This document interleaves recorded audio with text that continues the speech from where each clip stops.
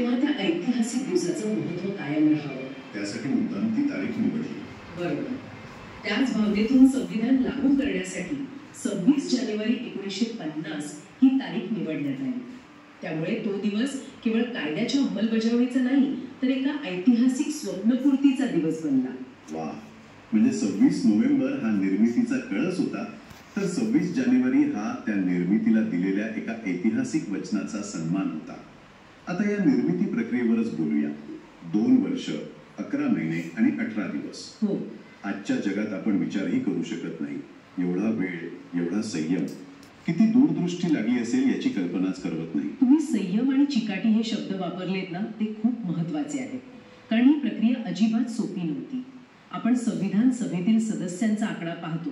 सुरुवातीला 389 होते, फाळणीनंतर 299 झाले. पण हे फक्त आकडे नाहीत, यात संपूर्ण भारत होता. अगदी. यात संपूर्ण भारताचं प्रतिबिंब